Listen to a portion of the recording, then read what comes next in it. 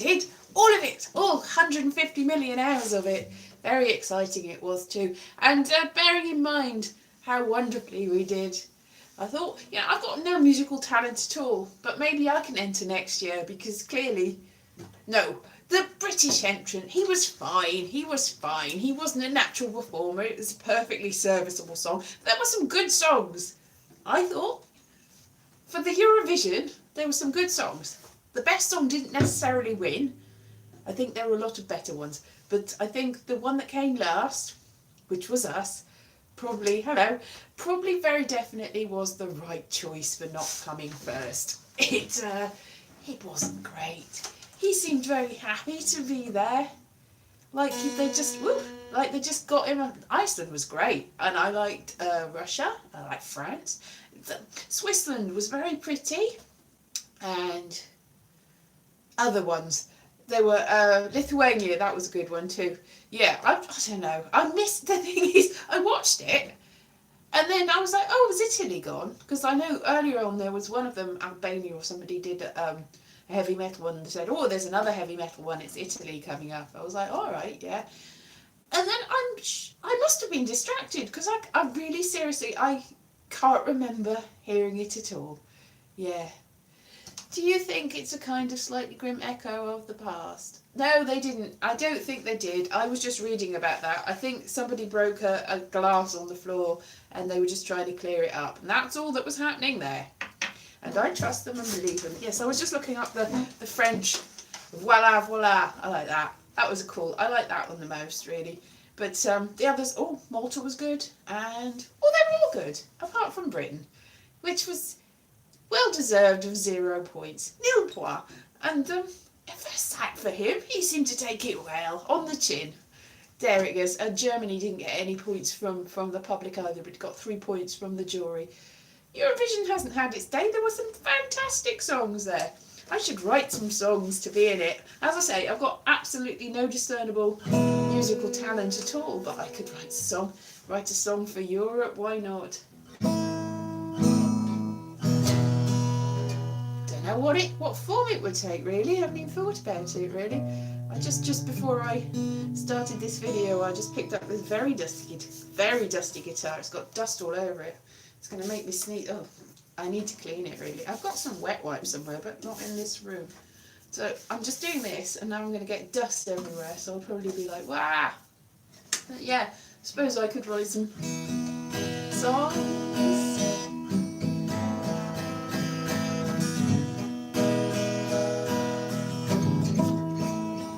That sounds like beginning of some sort of song, almost nearly. No, I was looking for old videos. I for some reason recommended to me were some U-Stage videos. Do you remember U-Stage? Probably not. I was involved with that with a lot of other vloggers, U-Stage vloggers. 2008, 13 years ago, and I was like, oh, I didn't know they had it. So there's 4 videos there. Really, John Shuttleworth is have to be, probably 4 videos on the U-Stage channel that got recommended to me on my own. It's unbelievable. And I looked at it and it was like, oh, there's one with us singing Wonderwall by Oasis, and it's unrehearsed. I didn't know the words are there, and and I joined in. I'm probably the voice you can hear the most. Maybe I'm just tuned to my voice. I'm like, ooh, that's a bit pitchy, that's completely off, but it was unrehearsed. It's not my fault. But so I'm not the best. There's one person, I think there was one person that is a singer, and she wasn't singing on that. She's dancing in the background if you go look at it. Yeah. Is it Else? Yeah, I can't remember. I can't remember who was involved anymore. I'm like, I can't remember any of the people. I was like, there was 10 of us all together, and I've blanked it out of my mind. It was such a traumatic experience. Do you remember U-Stage? That's sort of melancholy, isn't it? U-Stage, U-Stage, U-Stage. Ooh, it was terrible. No, it was a lovely. It was nice to meet all the people there, but as an actual experience, I wouldn't have not done it. But oh my goodness, it was traumatic. It was cold and it was horrible. Was it before G plus? I don't know. Was what before G plus? I don't know what G plus is. It was the reason that there's, you know, summer in the city and all of that. Serious back in the day, yeah. Way back in the day thing. Summer in the City, like the YouTube get-togethers and everything, the reason that they even exist is because we did U Stage in 2008 and raised some money for the first one, which I could go to because I went to Edinburgh with my share of... Because we got some money and we shared it out, and I lost track of the thread, and we had arguments about where we were going to have it and how we were going to sort it out, and half of the people that were involved were like, I don't think we should do it there, and then it ended up being somewhere out of London, and they did that, and then it was better the next year, really. But the reason that even started was because of U Stage. U Stage. It was Upstage was the name of the TV show. It was sort of an interactive, very strange. Anyway, yeah. So I don't know whether I should. So I've had my experience of reality TV, and grim it was too, and we got vilified for not being talented enough, and we did lots of things. We tried to make a whole TV show, which we'd have to stay up every night the night before and come up with a TV show just by thinking, what can we have there? And it was like we were trying to make a magazine show. So the whole format was you're supposed to like stay on stage. I think they started off originally for 8 hours, but they cut it down to 6 hours at a time. So you have to stay on stage for 8 hours, or some other people will stay and do stuff. And most of the other people were like magic acts and singers, and so they'd do their magic act and then sing and then do it all over again for 6 hours. And we thought, no, we'll make a magazine show and we'll make it different every day. And we worked hard to make it the format great, and everyone was like, well, you're not proper reality TV star shows people. Hello, good evening, Terry. And they was like, it was so traumatic, really. There was forums, as I say, vilifying us for not doing enough. We sang and danced and did comedy and game show things and all sorts of stuff. It was amazing. We worked so hard and all that, and then they blanked out all the video because apparently it was live. We had to tell them what songs we were going to sing, but apparently they didn't get clearance for them all, so they just muted the sound on us. And also one day we got a note saying that we'd sworn too much, and it turned out that one of the people in it had a northern accent and was saying, you can't do that, but you can't do that. I'm making pains to say can't, CAN apostrophe T, as in you are not allowed to do that. But the people that were listening weren't listening. They just thought that he'd said something else, and they silenced us. They muted the sound, so we were like, yeah, we're doing this amazing thing, and nobody knew what we were doing because it was completely silent. We still won, and everyone's like, well, you won because you got fans, not because you were talented. It's because the fans voted for you. It's like, yeah, that's what you're supposed to do. I was by far not the most popular person in it, but between, when you've got 10, back in the day, you didn't need that many people to be a popular YouTuber. We were the most popular YouTubers there were, and none of us had very many, like 4,000 subscribers or something was the highest at the time. I've got 4,000 subscribers now. It's nothing. Big deal back in the day. Yeah, I'm just sort of... Is that a G? I don't know. I've forgotten how to play the guitar, it's so long.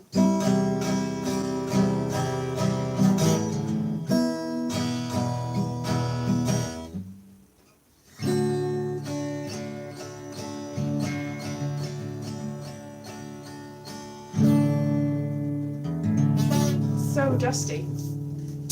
Yeah. Eurovision, eh? Ha ha ha. It's so fun. You haven't missed much, Terry. You haven't missed anything at all. Got long fingernails. You can't have long fingernails if you're going to play the guitar. Types of D. Is that a D?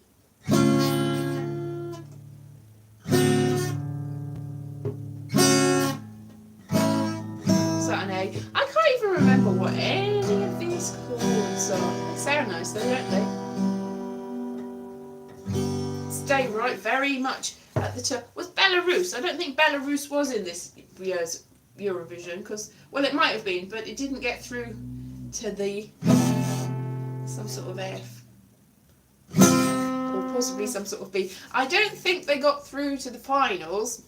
I didn't see the semi-finals because I know that there's so many people entering that you can't have all of them on stage at any one time, especially not now. So if they were, I didn't see what they did. They didn't get through. Where's my ukulele? I don't know. Ukulele somewhere. Not in this room though. Don't think it's in this room. Can't see it in this room. This is just like a big ukulele with an extra string, isn't it?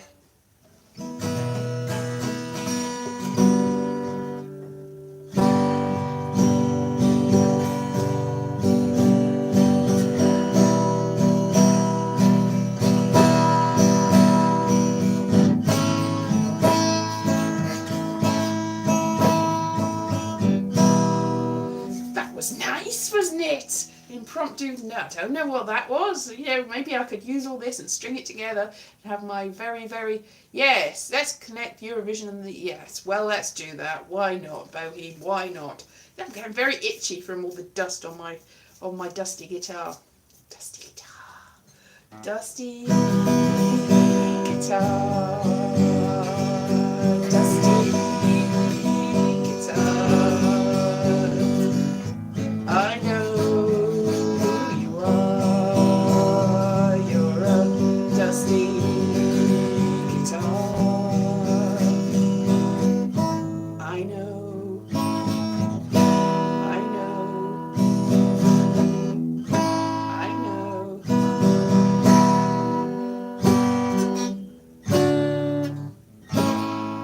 Dusty guitar. Do I read music? I have read music. I don't remember how to. I tried to learn how to read music, and I sort of was like, I'm getting somewhere with this, and then I forgot again. I was learning the piano at one point, but then I forgot about that. I stopped doing it, so now I tend to just improvise music, just make it up as I go along. It's like, do I play this instrument? No, I'll have a go anyway. If you watch our Vardaria tapes, me and Ollie, my flatmate, were folk group. No, it's a real folk group from the beginnings of time. Yeah, so we just make up songs with the Vardaria language. It's a little island that exists. It's sunk into the sea, that exists nowhere and everywhere. So yeah, my musical talents, if you can call it that, is making stupid songs up that make no sense at all. I did a good show in Edinburgh a couple of years ago that was completely made up with and there was somebody else, and we did this show. I'd never met them before. We did this show and it was brilliant. Then somebody recorded it. I tried to record it, but then my tablet broke and I lost the recording, and I was so sad. But somebody in the audience had recorded it and said, oh well, I didn't get your head, but I've got the thing, can I send it to you? And I'm like, yeah, and I've never heard from them since. So it's lost to posterity.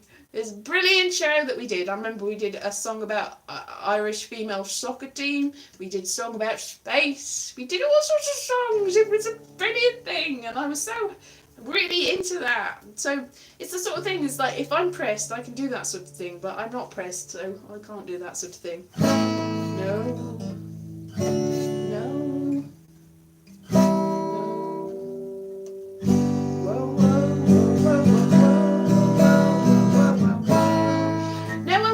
For us because we keep putting rubbish songs in.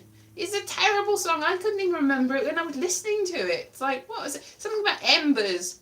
I think while I was listening to it, I was like, oh, embers, yeah, what he's saying is there's an ember of the song here. It's not going to get anywhere. It's like somebody's burnt it out and thrown it away. I only know it's called Embers because I just looked it up. I can't remember anything else about it, except the guy, apparently, he writes songs for other people. And he doesn't normally sing them, and you could sort of tell that. He seemed like a lovely guy, and everyone was like, oh, he's so popular. Not popular enough, unfortunately, not popular enough. It's easy to judge though, isn't it? I'm sure he's a very nice person. He's apparently got a slightly more famous brother. I've never heard of him, but that's because I'm an old fogey, and I don't know anyone. Not heard of anyone. It's I saw a thing on Quora today about Camden benches, and I was like, what's a Camden bench? And I looked it up. It's just like a big stone concrete thing that's got slidey bits on it, and it says Camden Council or something on it, and it's apparently there to deter people from doing antisocial behaviour. I've seen them. I didn't know it was a bench even. So it's deterring people from actually using it as a bench. I thought it was like a vampire coffin or something. It's just a big mausoleum tomb thing. A big piece of... It's just like a lump of concrete taking up the pavement space. I don't see how you could sit on it. You slide back off again. It's rubbish. Look it up. No good. No. So, Camden bench. Camden bench. What a wrench. It's a Camden bench. Whoa. Whoa. I don't think that's really Eurovision winning song, is it? A Camden bench. Wings and a bloke with a finger. Oh yes, the Germans had like a person dressed as a peace sign. But you know, until recently, the peace sign the other way around was quite rude in England. Not anywhere else, but it was a German peace sign, not an English fingers sign. Clearly. No. Hello, Scotty. Greetings. Oh, I tell you what. I know you're from Hickory, North Carolina, and not Maryland, or Maryland, as we like to say over here in Maryland. But I heard about cicadas, katydids, how you can eat them with Old Bay seasoning. And I was like, well, I looked it up. Yeah, because I've got some Old Bay seasoning in one of those mystery boxes. I haven't got any cicadas, though. Katydids. The only reason I know what cicada is because of what Katie did, and I didn't know what they looked like until I saw a picture of them today.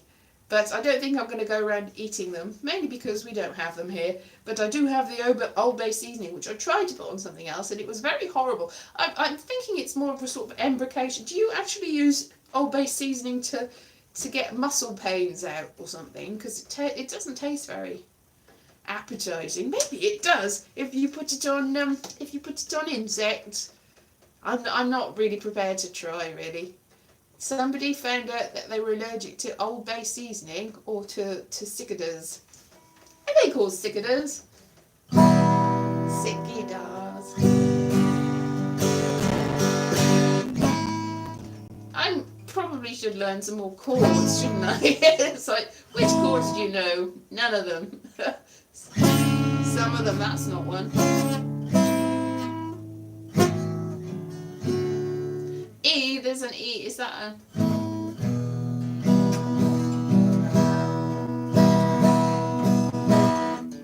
I think that might be an A or a D7 or something. Or is that a D7?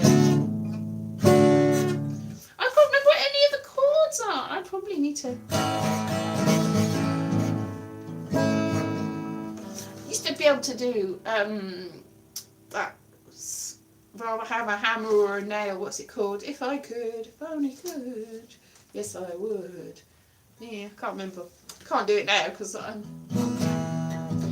can't remember anything about anything. But you know, song for Europe, chord shapes. Yeah, chord shapes.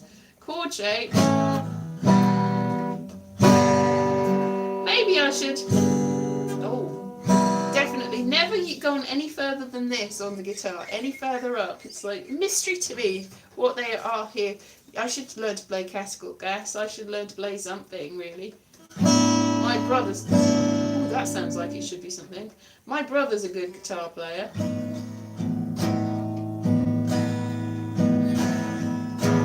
That sounds like something, doesn't it?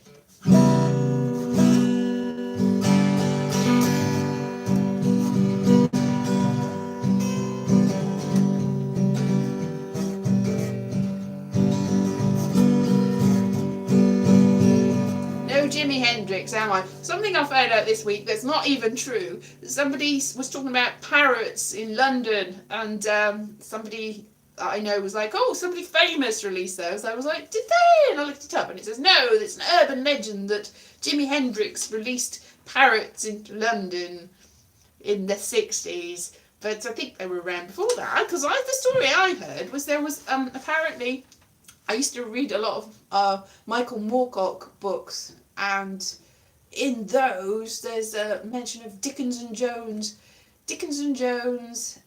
in Kensington, West Kensington, one of Kensington.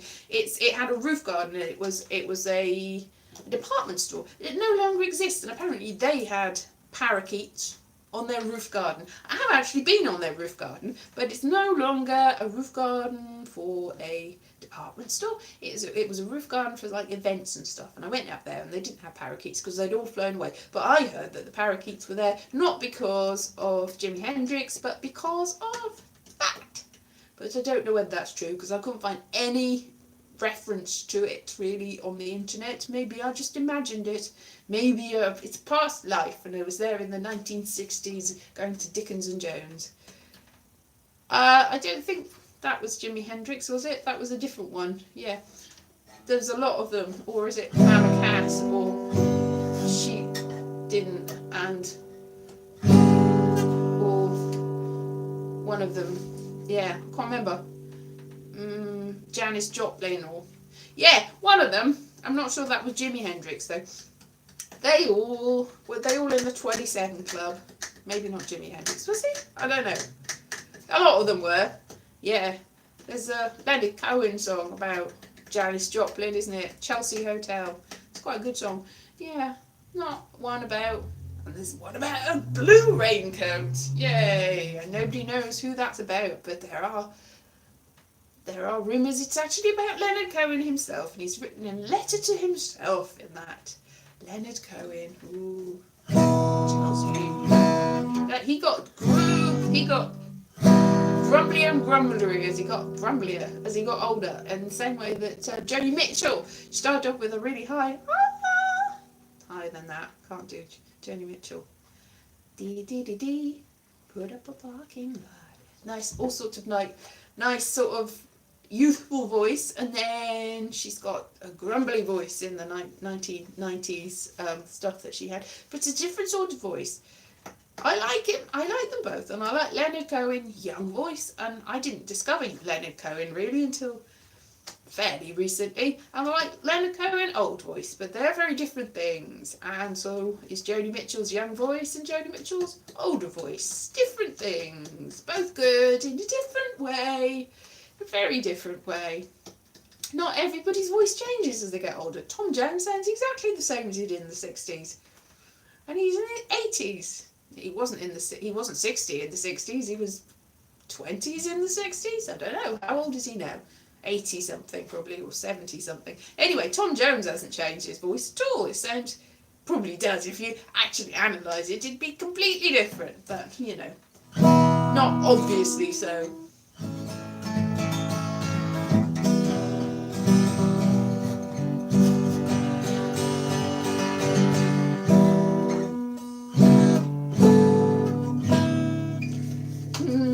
Maybe I should go away and learn to play the guitar and learn to write songs. That would be pretty good. If you remember the 60s, you weren't doing them right. Or, yeah, was it if you remember the 60s, you weren't there? Well, I don't remember the 60s. I wasn't there. I must have been there because I don't remember them. I wasn't born in the 60s, but that's it. If you don't remember them, that must be what it is. Yeah. Time passes, doesn't it? Time passes. I said, a little kid, I said that I'd been completely vaccinated this week. He's like, oh, you must be old then. It's like, no, that's not the reason. I am old though. Older than time. Maybe I do remember the 60s. Maybe I remember the 1560s, the 1860s, the 060s. Göbekli Tepe. That's where I'm from. It's an ancient city, 12,000 years old, with all the animal carvings.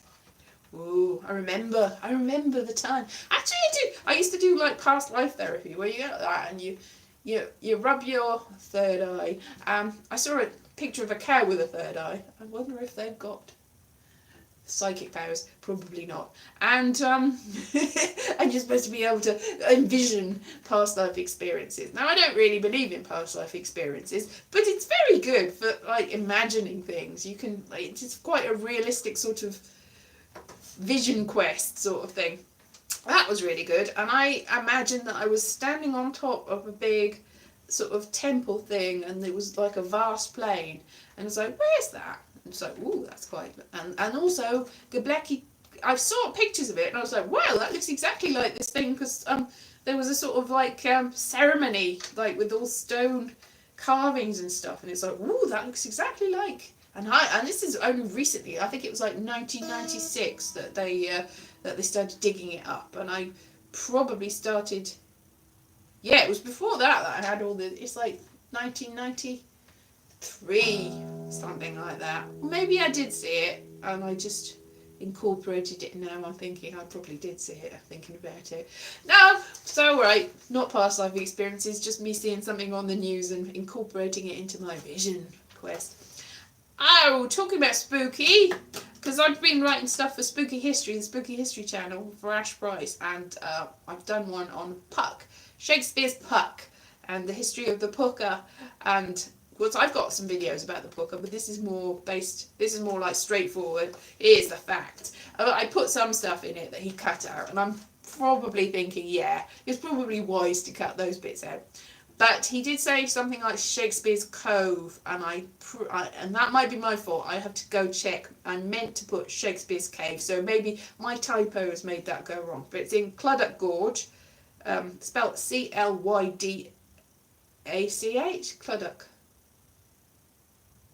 Now I've forgotten it. It's with a Y, Cly, but it's pronounced Cluddock.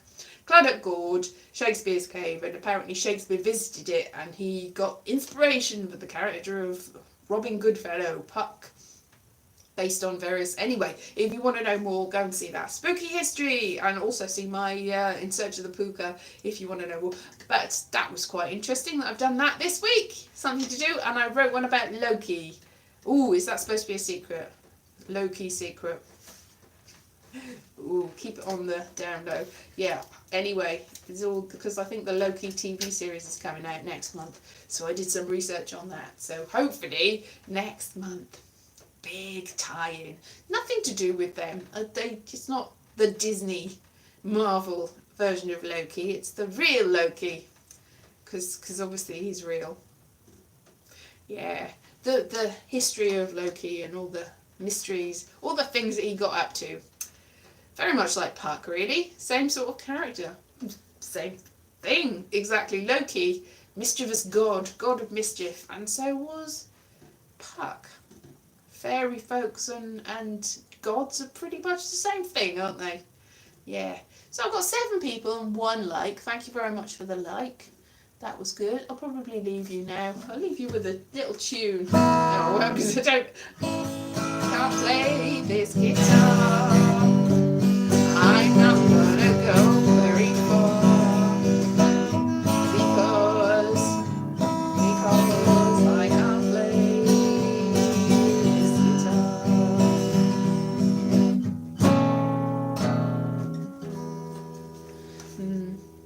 I probably should learn to play this guitar.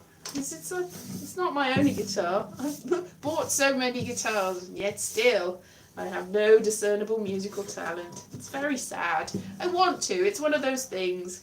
One of those things I want to... Dust everywhere. One of these things I want to do and probably should and have really got no excuse. What with the... I bought another one for lockdown. So nice to visit with you as well. Thank you. Go away and think about actually doing something with my life and with my lack of musical talent. Yeah, I'm going to write Eurovision winning entry for next year. Or some year. Oh, just before I go, yeah, I did actually answer the call.